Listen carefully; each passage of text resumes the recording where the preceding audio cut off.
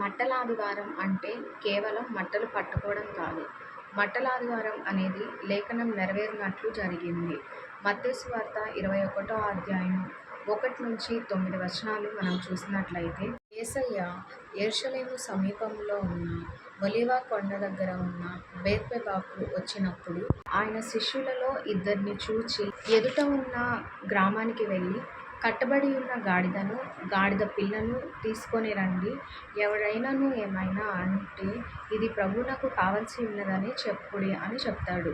యేసయ్య చెప్పినట్టుగానే ఆ ఇద్దరు శిష్యులు ఎదుటనున్న గ్రామానికి వెళ్తారు. అయితే ఆ గాడిదని విప్పే సమయంలో కొందరు ఆ గాడిద పిల్లను ఎందుకు విప్పుతున్నారు అని అడుగుతారు. అప్పుడు ఆ శిష్యులు ప్రభువునకు ఇది అవసరం ఉంది అని మాత్రమే చెప్తారు. అయితే ఆ గొర్రెల కాపరి వెంటనే సరే అని ఒప్పుకుంటాడు. ఎందుకు అంటే అప్పట్లో రాజులకు ఏ జంతువునైనా వశపరుచుకునే రాజాధికారం ఉండేది. కాబట్టి యేసయ్య కూడా ఇక్కడ ఆ రాజాధికారాన్ని చూపించాడు. యేసయ్య గాడిదనే ఎందుకు ఎంచుకున్నాడు అంటే, గాడిద అనేది సాత్వికానికి గుర్తుగా ఉంది. అయితే ఆ గాడిద కట్లు విప్పబడి దేవుని దగ్గరికి తీసుకొని రాబడిన తరువాత అది దేవునికి ఉపయోగపడిన దానిగా మనం చూస్తాము.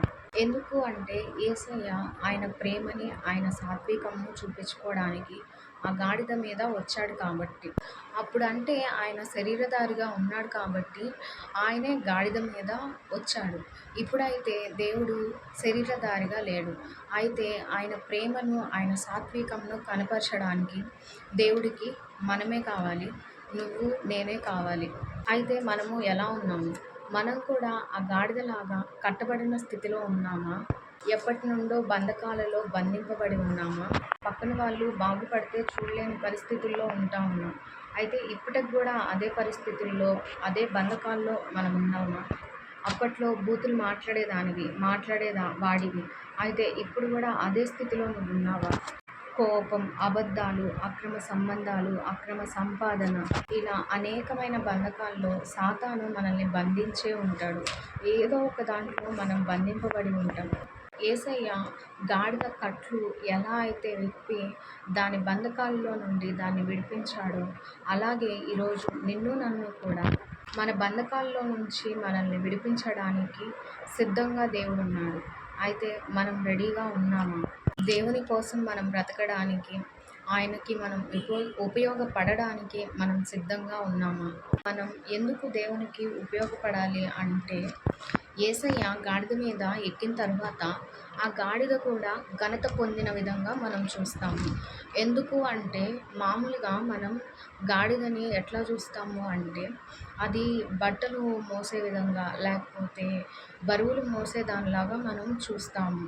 అయితే ఇప్పుడు అది బట్టలేం మోయట్లేదు, కానీ ప్రజలందరూ దేవుడి కోసము బట్టలు పరుస్తూ ఉన్నారు వీధుల్లో. అయితే ఆ బట్టల మీద ఆ గాడిద కూడా నడుచుకుంటూ వస్తుంది. ఈ సృష్టికర్త ఆ గాడిద మీద ఉన్నాడు కాబట్టి ఆ గాడిదకి కూడా ఘనత అనేది వచ్చింది. అలానే మనం కూడా దేవుని కోసం ఉపయోగపడినప్పుడు మనం కూడా ఆ ఘనతని పొందుకుంటాము. యేసయ్య ఎప్పుడు యెరూషలేములోనికి ప్రవేశించాడు? పస్కా పండుగ అనేది ఐగుప్తులో బానిసత్వం నుండి విమోచనను జ్ఞాపకం చేసుకునే ఒక మహోత్సవం. ప్రపంచం నలుమూలల నుండి ప్రజలు యెరూషలేము వైపు దారి తీసే మార్గం గుండా ఇక్కడికి చేరుకుంటారు. లోకరక్షకుడు సాత్వికుడై గాడిద మీద యెరూషలేమునకు బయలుదేరుచున్నాడు.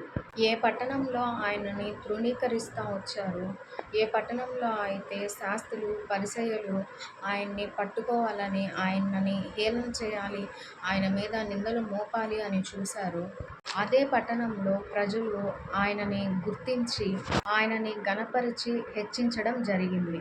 దావీదు కుమారునికి జయము, ప్రభు పేరట వచ్చువాడు స్తుతింపబడునుగాక. సర్వోన్నతమైన స్థలములలో జయము అనుచు హోసన్నా జయము, ఇదిగో నీ రాజు వచ్చాడు, యూదుల రాజు వచ్చాడు అని ప్రజలందరూ కేకలు వేస్తుండగా లేఖనం నెరవేరింది. ఆయన యెరూషలేములోనికి ప్రవేశించేటప్పుడు కేవలం జనసమూహం మధ్యనే కాక తాను మార్చిన జీవితాల గుండా కూడా వెళ్తూ ఉన్నాడు. గుడ్డివాడైన బర్తిమయి ఇప్పుడు చూపు పొంది దేవునితో నడుస్తూ ఉన్నాడు. 12 సంవత్సరాల నుంచి రక్తస్రావం కలిగిన స్త్రీ ఇప్పుడు స్వస్థత పొందిన స్త్రీగా అక్కడ నిలువబడి ఉంది. ఒకప్పుడు వెలివేయబడిన కుష్ఠరోగి ఇప్పుడు జన సమూహం మధ్యలో నిలువబడి ఉన్నాడు. యేసయ్య మరణం నుండి లేపబడిన మరియా మార్తల సహోదరుడైన లాజరు కూడా అక్కడే ఉన్నాడు. అక్కడ ఉన్న శాస్త్రులు పరిసయ్యులు మాత్రం చూడండి, అందరూ ఆయన వెంట ఎలా వెళ్తున్నారో, మనం ఆయనను ఆపాలి అని మాట్లాడుకుంటారు. అప్పుడు యేసయ్య యెరూషలేములోనికి వెళ్తాడు. అక్కడ జరుగుతున్న మోసాలను, అక్రమాలను ఎదిరిస్తాడు. ఆయన ఆ విధంగా ఎదిరిస్తాడు కాబట్టి అప్పుడు అనుకుంటారు ఆ పరిసయ్యులు, మనం ఎలా అయినా ఇతన్ని చంపాలి అని.